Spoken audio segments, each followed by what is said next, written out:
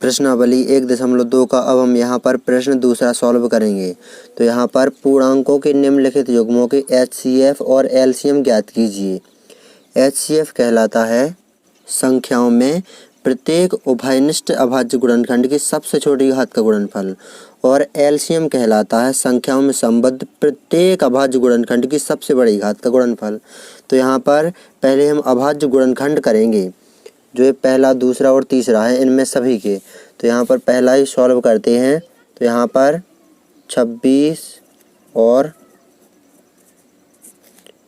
91 गुणनखंड करने पर, तो यहाँ पर गुणनखंड करेंगे 26 का। तो 26 का होता है 13 दूनी 26, तो 13 दूनी 26 इस प्रकार। और 91 का होता है 13 साते 91 इस प्रकार। तो यहाँ पर दोनों में देखेंगे उभयनिष्ठ संख्याओं में प्रत्येक उभयनिष्ठ अभाज्य गुणनखंड की सबसे छोटी घात का गुणनफल। तो यहाँ पर उभयनिष्ठ होना चाहिए और उसमें गुणनखंड की सबसे छोटी घात होना चाहिए। तो यहाँ पर सबसे छोटी घात 1 की घात है इसमें भी और इसमें भी, और उभयनिष्ठ है 13। तो ये है यहाँ पर HCF। एक आंसर हमारा ये है। LCM ज्ञात करेंगे। LCM कहलाता है संख्याओं में संबद्ध प्रत्येक अभाज्य गुणनखंड की सबसे बड़ी घात का गुणनफल।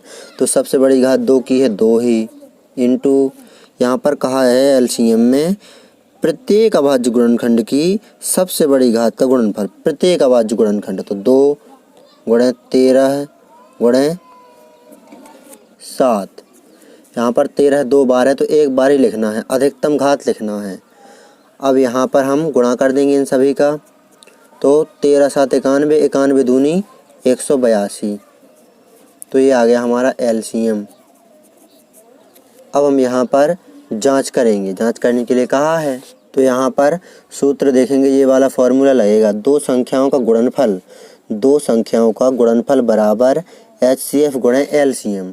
तो यहाँ पर फॉर्मूला लिख देते हैं, दो संख्याओं का गुणनफल बराबर HCF गुणे LCM। तो यहाँ पर दो संख्याएं हैं 26 और 91। तो इस तरफ दोनों संख्याओं का गुणनफल 26 इंटू 91, और इस तरफ HCF और LCM का गुणनफल। तो HCF है 13 गुणे LCM है 182। गुणा करेंगे तो यहाँ पर 26 एकम 26 की 6 हासिलाइन 2, 26 नम्मा होता है 234 और 2 हासिल की थी तो 236। तो यहाँ पर 2366 इस तरफ आ गया, इस तरफ भी 2366 ही आना चाहिए। तो यहाँ पर 13 दूनी 26 की 6 हासिलाइन 2, 13 8 104 और हासिल की 2 थी तो 106। तो 106 की 6 हासिलाइन 10, 13 एकम 13 और 10 हासिल की थी तो 23 हो गया। तो यहाँ पर भी 2366। तो ये दोनों बराबर हैं दो संख्याओं का गुणनफल और HCF इंटू LCM। तो ये है हमारी उत्तर की जांच। अब हम यहाँ पर प्रश्नावली 1.2 का प्रश्न दूसरे का दूसरा सॉल्व करेंगे। तो यहाँ पर 510 और 92 का गुणनखंड करेंगे। तो पहले 510 का गुणनखंड करेंगे। तो यहाँ पर 0 है पीछे तो 2 से भाग देंगे हम। तो 2 दूनी 4, 1 बचा 11 हो गया, 2 पंचे 10, 1 बचा 10 हो गया, 2 पंचे 10। अब यहाँ पर 2 से भाग नहीं जाएगा क्योंकि सम संख्या नहीं है पीछे। 3 से देखेंगे तो टोटल करेंगे इन सभी का, 5 5 10 2 12, 12 में 3 का भाग जा रहा है तो इस संख्या में भी 3 का भाग चला जाएगा। 25 है तो 3 8 है 24, 1 बचा 15 हो गया, 3 5 है 15।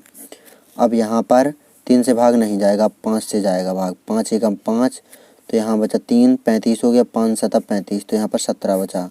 तो यहाँ पर 17 में 17 का ही भाग जाएगा तो यहाँ पर 1 आ जाएगा। तो यहाँ पर 510 के इस प्रकार गुणनखंड आए, 2 गुणे 3 गुणे 5 गुणे 17। अब यहाँ पर 92 का गुणनखंड करेंगे। तो यहाँ पर सम संख्या है पीछे तो 2 से भाग देंगे। तो 2 चौके 8, 1 बचा 12 हो गए, 2 छंग 12। फिर से यहाँ पर 2 से काटेंगे तो 2 दूनी 4, 2 तिया 6। तो यहाँ पर अब 23 आ गया, ये 23 से ही कटेगा। तो यहाँ पर 92 के गुणनखंड इस प्रकार आ गए, 2 गुणे 2 गुणे 23। 2 गुणे 2 है तो इसको हम इस प्रकार लिख सकते हैं, 2 के ऊपर 2 की घात इंटू ये 23। अब यहाँ पर हम HCF निकालेंगे सर्वप्रथम। HCF कहलाता है संख्याओं में प्रत्येक उभयनिष्ठ अभाज्य गुणनखंड की सबसे छोटी घात का गुणनफल। तो यहाँ पर प्रत्येक उभयनिष्ठ है, यहाँ पर दोनों जगह सिर्फ 2 और कुछ नहीं उभयनिष्ठ।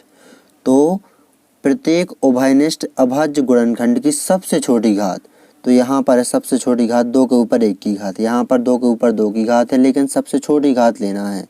तो 2 के ऊपर 1 की घात, यहाँ पर घात कुछ नहीं तो 1 मानी जाती है, तो यहाँ पर ये 2 है HCF।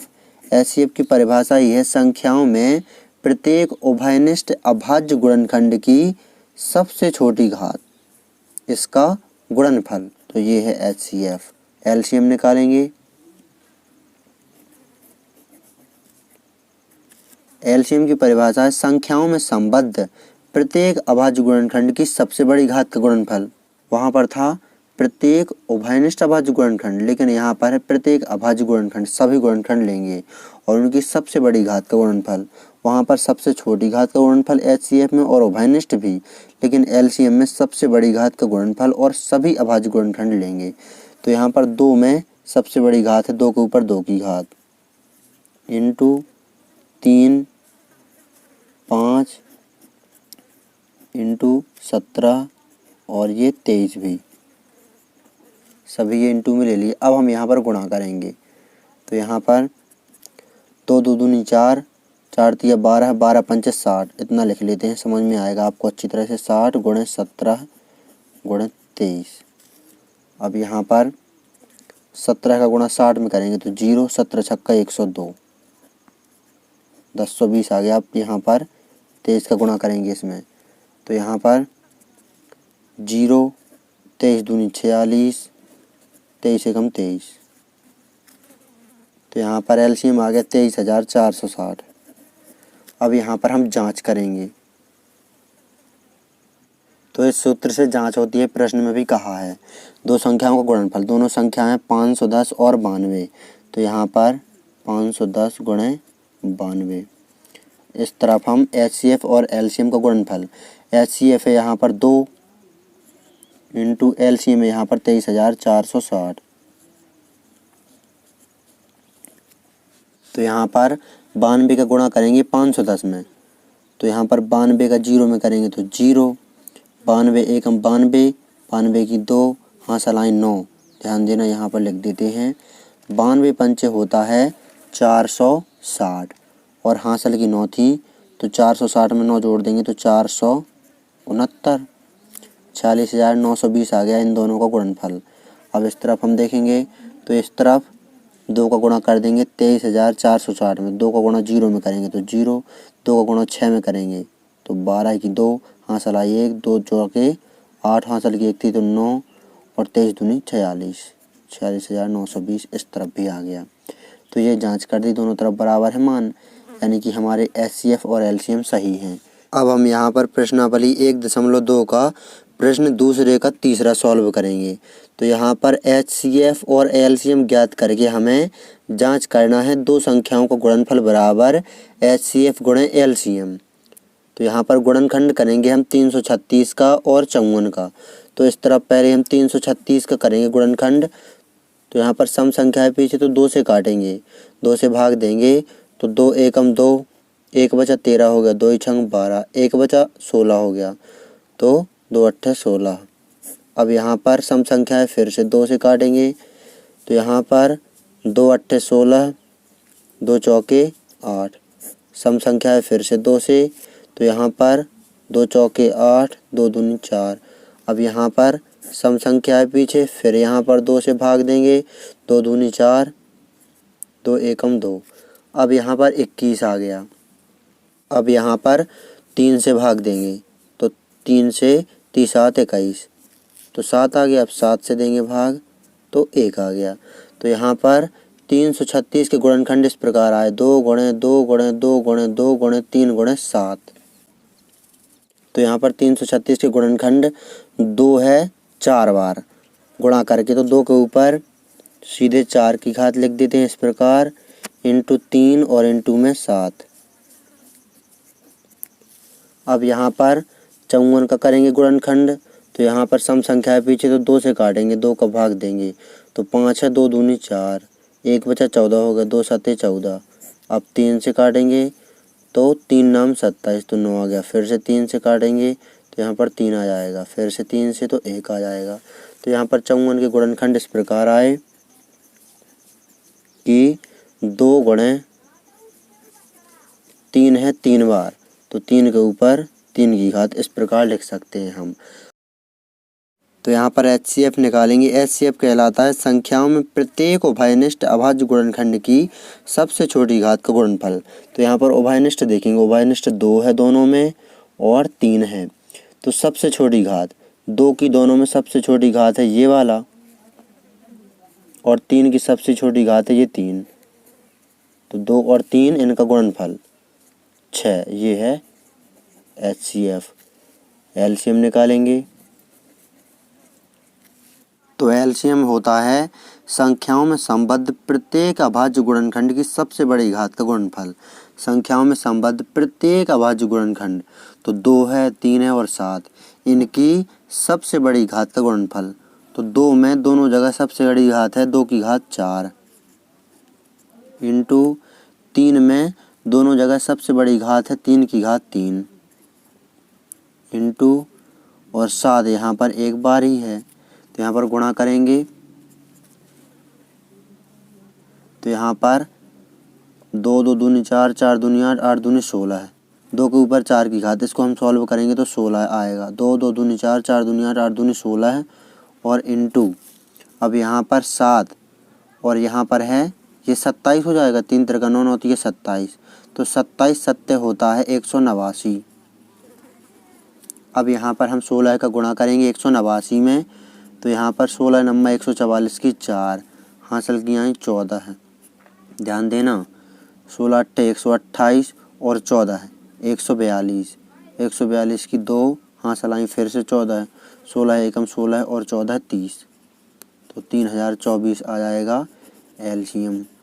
अब यहाँ पर जांच करेंगे तो सूत्र लगाएंगे, दो संख्याओं का गुणनफल बराबर HCF गुणे LCM। तो यहाँ पर दोनों संख्याएं हैं 336 और 54, तो यहाँ पर 336 और 54 इनका गुणनफल इस तरफ और इस तरफ HCF और LCM का गुणनफल। तो HCF आया है 6 इंटू LCM आया हुआ है 3024। आगे सॉल्व करेंगे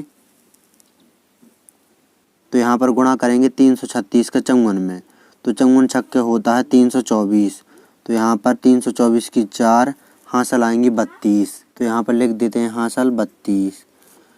54 तिया होता है 162, 162 और 32 होता है 194, 194 की 4 हासिल आई 19। 54 तिया होता है 162, 162 और 19 होता है 181, तो यहाँ पर 18,144 इस तरफ आ गया। इस तरफ गुणा करेंगे अब हम, तो यहाँ पर 6 चौके 24 की 4, 6 दूनी 12 और 2 हासिल की थी तो 14 की 4, यहाँ पर 0 तो 14 ये लिख देंगे, 6 तिया 18, तो दोनों तरफ 18,144 आ गया। तो ये उत्तर की जांच हो गई, बराबर है दोनों तरफ, तो ये उत्तर की जांच हो गई। इस प्रकार आपको प्रश्नावली 1.1 का प्रश्न दूसरे का तीसरा अच्छी तरह से सॉल्व कर लेना है। यदि आप कक्षा 10 NCERT गणित के अध्याय 2, 3, 4 और 5 की सभी प्रश्नावलियों के सभी प्रश्न क्रम सहित देखना चाहते हैं तो डिस्क्रिप्शन जरूर चेक करें।